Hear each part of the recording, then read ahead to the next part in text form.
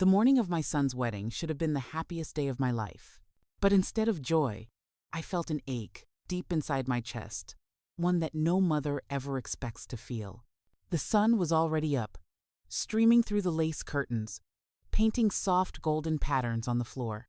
I had spent the entire night ironing his suit, polishing his shoes, making sure every small detail was perfect. It was his big day, after all. My boy was getting married. My only child. My reason for surviving all those hard years. But as I looked at the reflection staring back at me in the mirror, I saw something I hadn't noticed before. Tired eyes, streaks of gray in my hair, and a loneliness that clung to my smile, no matter how hard I tried to hide it. Maybe it was just nerves. Maybe it was the thought of letting go. Or maybe it was something else. Something that had been growing quietly between me and Daniel ever since he started seeing her. Her name was Chloe. Sweet girl, polite, always smiling when she came over. But behind that gentle smile, I sensed something distant, like she was there out of duty, not love. I never said it aloud because I didn't want to be that kind of mother, the one who can't let go of her son. Still, the way Daniel's eyes shifted whenever I spoke, the way he sighed when I asked too many questions, it was as if I had become invisible in his new world. He hadn't always been like this. After his father passed away, Daniel was my anchor. We'd survived those years together, clinging to each other when there was nothing else to hold on to. I worked 2 jobs to put him through college, sold my wedding ring to pay his tuition when times got hard, and never once complained. Every sacrifice felt worth it, because he always told me, "One day, Mom, I'll make it all up to you." Those words were my fuel, my hope. But somehow, somewhere between the promise and this wedding day, something changed. I stood in the hallway that morning, holding the boutonniere I had bought for him. It wasn't expensive, just white roses and a touch of baby's breath. But I had made it myself, carefully pinned together with trembling hands. I wanted him to wear it, just like his father had worn his on our wedding day. When Daniel finally came downstairs, looking sharp in his navy blue suit, my heart swelled with pride. "Daniel," I said softly, stepping forward, "wait, let me pin this on you." He glanced at the flowers, then at me, and for a split second, I saw the little boy who used to hug me before every exam, promising he'd make me proud. But that moment vanished as quickly as it appeared. He sighed, impatiently checking his watch. "Mom, I told you the planner already has everything ready. I don't want to mess up the outfit." "It's just a flower, sweetheart," I said, forcing a smile. "Your father wore one just like it." He looked at me, not with warmth, but with irritation. "Please, Mom, not today. You always make everything about Dad." The words hit me like a slap. I froze, clutching the boutonniere in my hand. I didn't mean..." He ran a hand through his hair, clearly frustrated. "Look, I just don't want any emotional drama, okay? Chloe's family is already particular. Let's just keep things simple. I'll see you at the venue." And with that, he walked out the door, leaving me standing there with the flowers trembling in my fingers. I don't remember how long I stood in that hallway. The ticking clock on the wall was the only sound in the house, and each tick felt like a reminder that something precious had slipped away, something I'd never get back. Later that afternoon, as the guests filled the church and the music began, I took a seat in the back. Daniel hadn't reserved me a spot in the front row. That space was for immediate family, apparently. Chloe's parents sat proudly in the front, smiling for photos, waving at friends. No one even looked my way. The ceremony began. The priest spoke about love, unity, respect. I listened, trying to swallow the lump in my throat. When Daniel turned to say his vows, I saw pride in his eyes. Not just love for his bride, but pride in the life he thought he was stepping into. Then came the reception.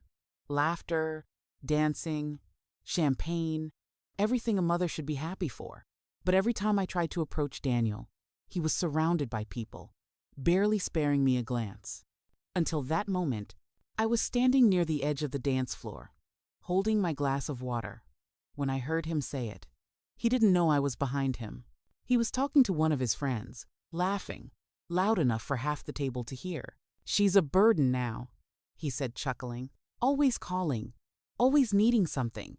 I mean, I'll take care of her, sure, but I can't let her ruin my life anymore. It's time she learned to stand on her own." My fingers went numb. Aborden. That's what I was now. The woman who raised him, who went hungry so he could eat, who stayed up every night praying for his happiness. A burden. I didn't cry. Not there. Not in front of everyone. I just turned, quietly walked out of the ballroom and into the cool night air. The city lights blurred through the tears I refused to let fall. And right there, standing outside the venue where my son was celebrating his new life, I made a silent promise to myself. He wanted to be free of me. Fine. But before the night was over, I would give him, and his new bride, something to remember me by. I stayed outside for a long time, staring at the streetlights and hearing the faint music drift from the ballroom. The laughter that came from inside no longer sounded like joy to me. It sounded hollow, distant, like it belonged to a world that had quietly pushed me out. My phone buzzed in my purse. A text from Daniel. "Don't leave early, Mom. We'll do family photos soon." Family photos. The irony stung. I wiped my eyes, straightened my dress, and walked back inside, trying to steady the rhythm of my breathing. Nobody noticed I had been gone. I blended into the crowd like a forgotten shadow, a prop in someone else's story. When the photographer finally called for family pictures, Daniel waved me over half-heartedly. "Come on, Mom, over here." I smiled, or at least tried to. Chloe stood beside him, her white gown sparkling under the chandelier, her arm looped through his. I could tell she wasn't comfortable. Her smile didn't reach her eyes. Maybe she'd heard what he said earlier. Or maybe she was beginning to see the man behind the charm. The photographer arranged us carefully. Chloe's parents in the center, Daniel beside them, and me slightly to the side, as if I were a distant relative rather than the woman who gave him life. "Perfect," the photographer said. "Now everyone smile." The flash went off, and just like that, the moment was frozen forever, a picture-perfect lie. Later, when dinner was served, I found myself at a small table near the back of the hall. Most of the guests were busy clinking glasses and toasting the couple. I watched Daniel give his speech, confident and charming, thanking everyone for being there, thanking Chloe's family for accepting him as one of their own. He didn't thank me. Not once. He didn't even mention me. The applause that followed his speech echoed through my chest like thunder, and I sat there, forcing myself to smile as the tears burned the back of my eyes. I was invisible again. Then, something inside me shifted. I don't know if it was the humiliation, the exhaustion, or the quiet rage that comes from being taken for granted for too long. But I knew I couldn't just sit there and let him erase me from his life.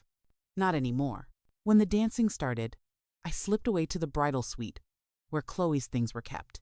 I stood there for a long time, surrounded by bouquets, half-empty glasses of champagne, and a table filled with gifts. My hands were trembling, not from anger, but from something deeper, resolve. I reached into my purse and pulled out a small white envelope. Inside it was a folded letter I had written months ago. It was addressed to Chloe. Back when they first got engaged, I had thought she was the one who would bring warmth back into Daniel's life. I had started that letter as a kind gesture, welcoming her to the family, sharing stories of Daniel as a boy. But as time went on, and I saw how his behavior changed, how he treated me differently, how distant he became, I never gave it to her. Until now. I added a second page to that letter before leaving home that morning. It wasn't angry. It wasn't cruel. It was just honest. I told her everything. How Daniel had lied about paying my bills when I was the one covering his debts. How he sold his father's watch to buy her engagement ring without telling me. How he called me a burden, a nuisance, an obligation he couldn't wait to be rid of. And I ended it with one sentence that I knew would change everything. Before you marry a man, look at how he treats his mother, because one day that's exactly how he'll treat you. I sealed the envelope, placed it neatly on her dressing table beside her bouquet, and left the room quietly. Back downstairs. The music was loud, and the drinks were flowing. Daniel was laughing again, surrounded by friends. When he saw me, he waved vaguely, like he was acknowledging a stranger out of courtesy. That was the last straw. I walked over to him, calm and composed. "Daniel," I said, my voice steady, "I'm leaving." He frowned. "Already? The night's not even over." "I've seen enough," I said softly. "You don't need me here." He hesitated, perhaps sensing something beneath my calmness. "Mom, don't be dramatic. You can't just—" "Congratulations, sweetheart," I said, interrupting him. "I wish you both happiness."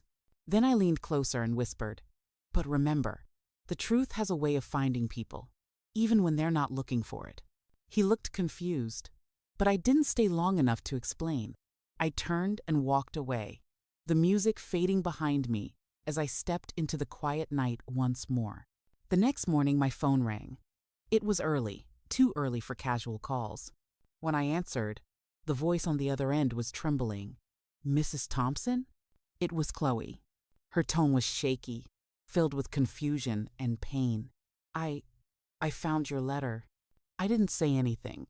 She took a deep breath. "I didn't know any of it. He told me you were living off his money, that he was the one taking care of you. I can't believe he—" Her voice broke.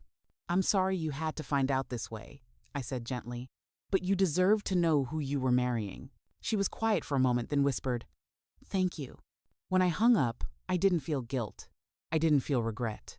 I just felt the stillness that comes after a storm, the kind that tells you something irreversible has just begun. Later that evening, Daniel called me. His voice was furious. "What did you do?" I said nothing. "She left," he shouted. "She left me, Mom. You ruined everything." I let him scream. I let him curse. And when he finally stopped, his voice cracked. "Why would you do this to me?" And then I said the one thing he never expected to hear. "I didn't do this to you, Daniel. You did this to yourself." The music began, soft and tender, echoing through the hall as the bride made her grand entrance. All eyes turned to her, glowing, graceful, the picture of youth and joy. She walked slowly, her hand tucked into her father's arm, her veil shimmering beneath the golden lights. The guests murmured admiration. Cameras clicked endlessly. I sat still, hands resting on my lap, watching the scene unfold. My son, my only child, stood at the altar, tall, handsome, smiling as if he owned the world. But beneath that smile, I saw something only a mother could. Pride mixed with arrogance, and a heart that no longer carried warmth for me. As she reached him, I noticed how gently he took her hand. He whispered something. She laughed. They looked like a perfect pair. And maybe they were. Except one of them had built their happiness on the ruins of my heart. The ceremony began. The priest spoke of love, unity, and respect. His words hit me like soft stones, things my son had once known and then forgotten. Each vow they exchanged reminded me of the promises I had once made to raise him with kindness, to protect him, to give him everything. And I had. But love without gratitude becomes poison. When it was time for the parents to bless the couple, the hall fell silent. I stood slowly, my old legs trembling, though not from weakness, from the weight of years of disappointment. I walked toward them. My son looked uneasy, perhaps afraid I would embarrass him. He had insisted I sit quietly to keep things simple. But I had prepared something far more meaningful. As I reached the altar, I handed a small envelope to the bride. "This is for you, my dear," I said softly. "A gift. Something every new beginning deserves." The crowd smiled. They thought it was something sentimental. The bride thanked me politely, slipping it into her hands, but I could see the curiosity in her eyes. My son leaned closer, whispering sharply, "Mom, what are you doing? We talked about this." I smiled, meeting his gaze with calm strength. "I remember, darling. You told me to sit quietly, but I've been silent for too long." His face stiffened. I turned to the bride again. "My dear, before you open that letter, know this. Truth is not a punishment. It's freedom. And I believe every bride deserves to start her life free." The hall buzzed with whispers. The bride hesitated, looking between me and her groom. My son's jaw clenched. "Don't open it," he muttered, trying to keep his composure as the cameras captured everything. But curiosity wins over caution. With trembling fingers, she unfolded the letter. Her eyes moved across the page, once, twice, then froze. The color drained from her face. The smile she wore a moment ago vanished. The silence in the hall deepened until even the chandeliers seemed to hold their breath. What is this?" she whispered. My son's face turned pale. "Mom, what did you do?" I stood tall, my voice steady. "I did what you couldn't, Ethan." I told her the truth. He lunged forward, snatching the letter from her hands, but it was too late. The murmurs had already started. The bride's father, a stern man in a tailored suit, stepped forward. "What's going on here?" he demanded. The bride spoke, her voice shaking. He took money from my father. He said it was for a down payment on a house for us. But," she looked at me, tears welling, "you say here that he sold your home for it, the home you built, the one you were living in." A gasp rippled through the crowd. Cameras swung, faces turned. I nodded gently. "Yes, he sold it behind my back, forged my signature, and called it his investment in happiness. He told me he needed my savings to start his dream life. I didn't stop him. I wanted to see how far he'd go." The groom's face flushed with rage. "That's not true! She's lying!" he shouted. But I had come prepared. From my small handbag, I pulled a set of papers, legal documents, notarized and stamped. "I thought you might say that," I said calmly. "These are the sale papers, with your name, your bank account, and my forged signature.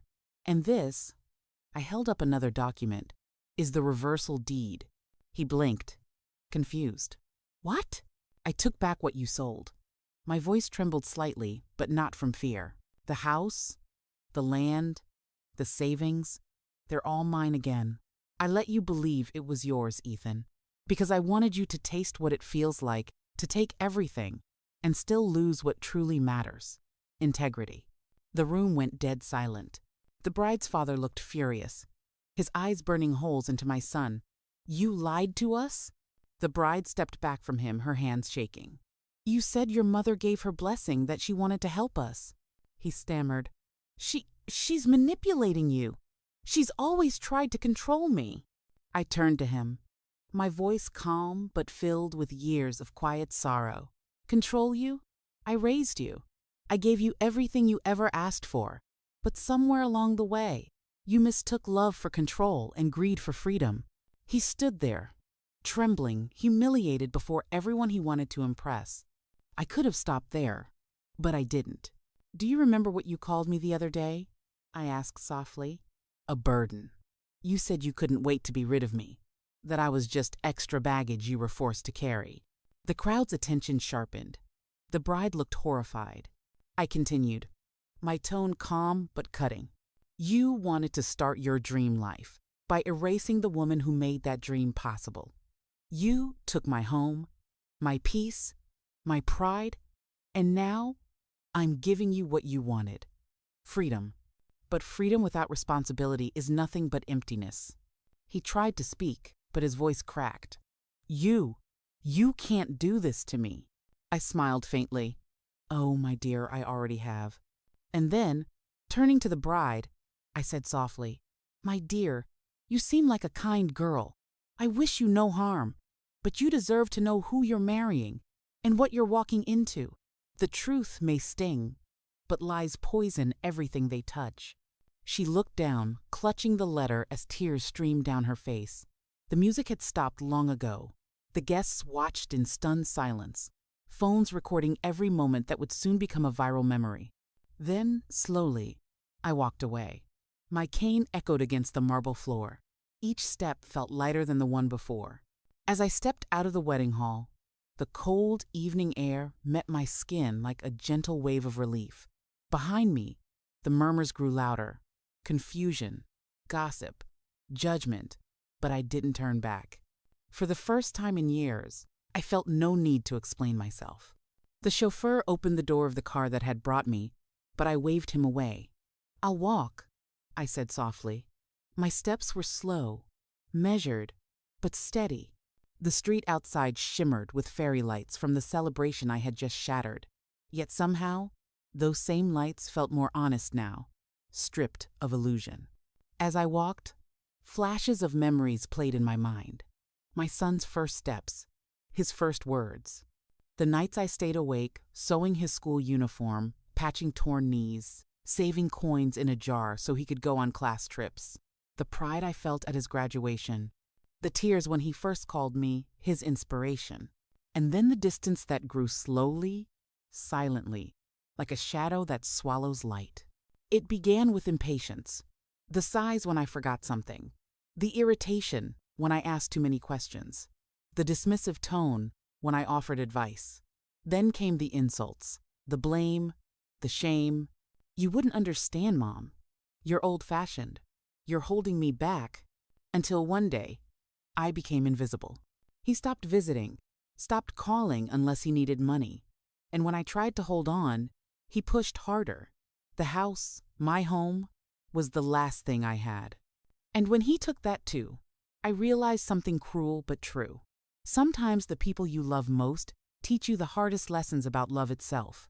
I had forgiven him more times than I could count. But forgiveness without change is self-destruction. When I reached my small rented apartment, the one I had moved into after discovering he sold my house, I opened the door and felt a quiet peace. The smell of old wood, the small potted plant on the table, the silence. It all reminded me that peace isn't about luxury. It's about being able to breathe without fear. I poured myself a cup of tea, my hands still trembling from the confrontation. Then my phone buzzed. It was him.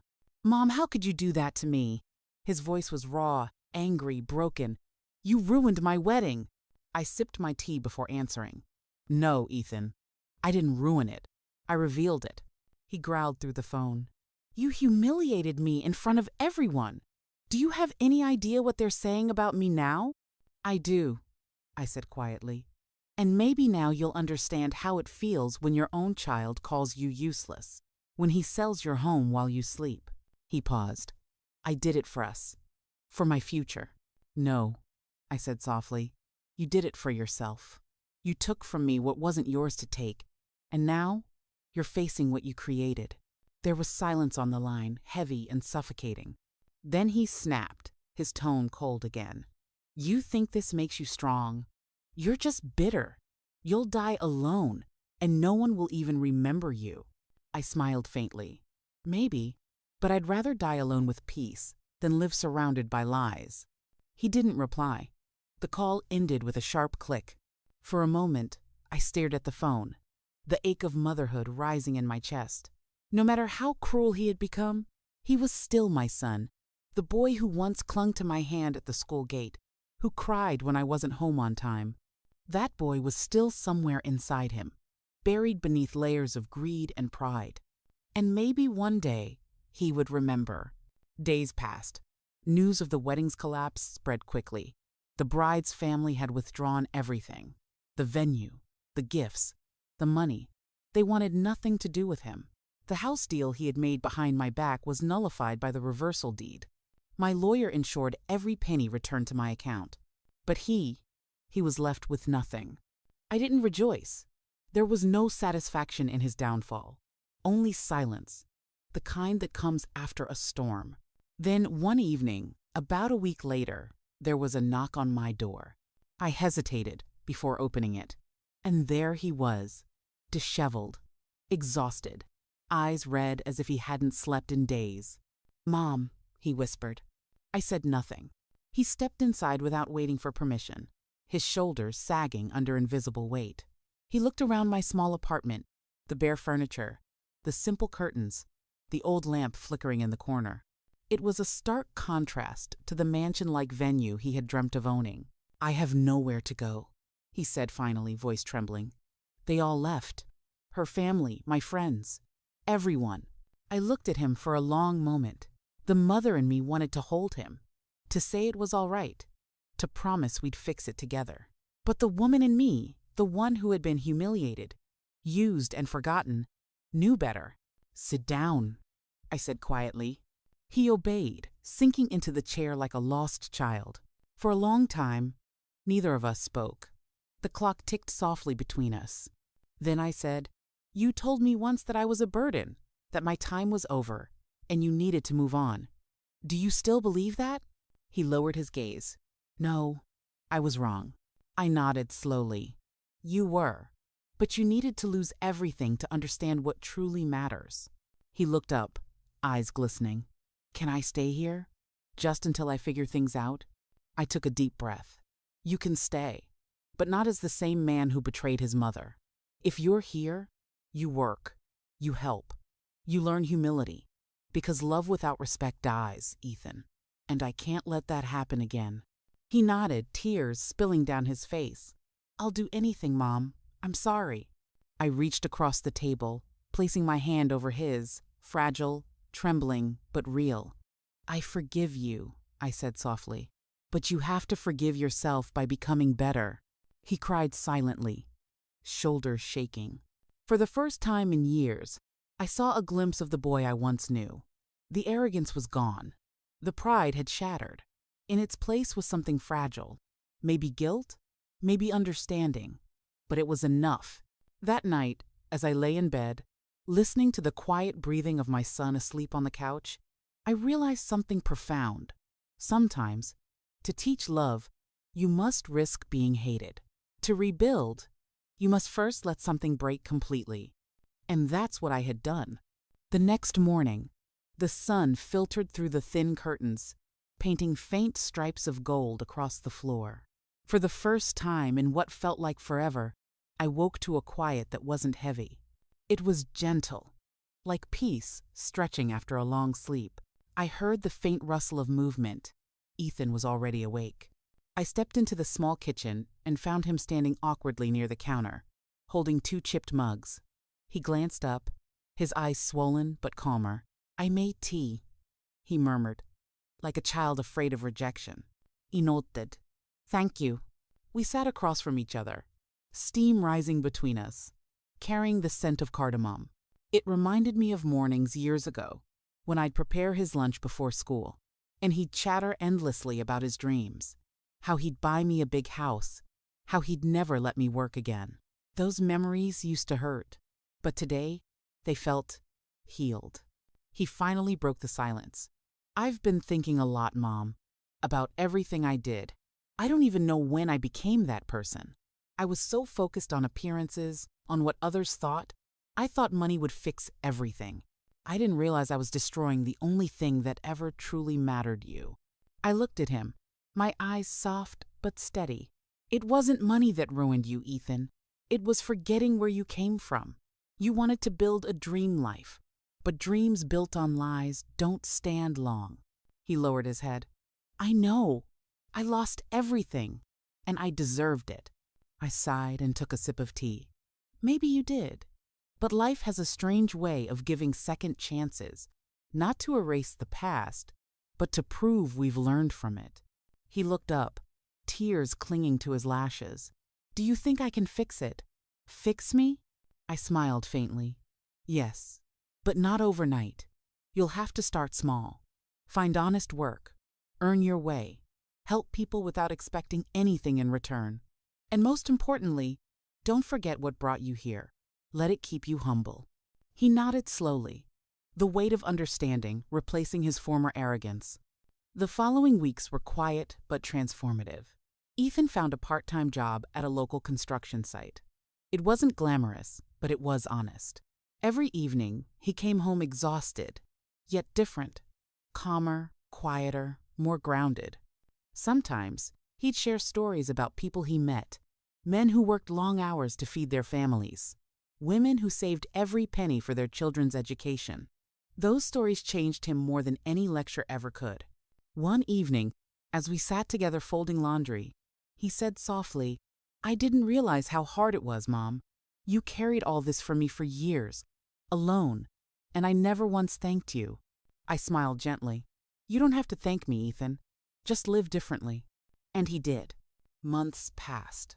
The wounds between us slowly turned into scars, reminders, but no longer open. he began visiting the old neighborhood, apologizing to those he'd wronged. Even his ex-fiancée, who once despised him, told me she was surprised by his sincerity. Then, one morning, he handed me an envelope. "What's this?" I asked. "Open it," he said, smiling nervously. Inside was a document, the deed to a small house. Not the grand one he once dreamed of, but a cozy, sunlit home in a quiet area. "It's not much," he said quickly, "but it's ours. I saved every bit I could from work. I wanted to give you back what I took." Tears filled my eyes. I traced the paper with trembling fingers. "You didn't have to, Ethan." "I did," he said firmly. "You gave me everything. I took it for granted. I need to make it right." In that moment, the pain of the past dissolved into something beautiful. Not forgiveness, but transformation. My son had finally grown into the man I'd always hoped he would be. Not because he gained wealth or status, but because he learned compassion, humility, and gratitude. We moved into the new house a month later. It wasn't perfect. The roof leaked when it rained, and the garden was wild with weeds. But it was home. Together, we fixed it up. We laughed as we painted the walls, cooked simple meals, and sat on the porch watching sunsets. Sometimes, neighbors would ask about our story, the mother and son who seemed closer than ever despite the past that once tore them apart. I would just smile and say, "We learned that love doesn't mean saying yes to everything. Sometimes love means saying no, so the ones you love can find their way back to themselves." One evening, as we watched the sky darken into shades of gold and violet, Ethan turned to me. "Mom, I used to think success was about money and things. Now I think it's about peace, about earning the right to look at yourself in the mirror without shame." I touched his hand. "That's true success, my son." He smiled, his eyes glistening under the fading light. "I'm glad I lost everything, Mom, because it brought me back to you." I didn't respond immediately. Instead, I looked out at the horizon, the quiet hum of crickets filling the air. Sometimes, words weren't needed. Sometimes, the silence between two people who have finally understood each other speaks louder than any apology ever could. As the last traces of daylight disappeared, I whispered softly, almost to myself, "I lost a house once, Ethan, but I got my home back." He turned to me, confused for a second, then smiled, a real, gentle smile that reached his eyes. And in that moment, I knew everything had come full circle. Because sometimes, the greatest lessons aren't the ones we teach with anger or punishment. They're the ones we teach through truth. Painful, raw, but pure. And when truth finally finds its voice, it doesn't destroy. It heals.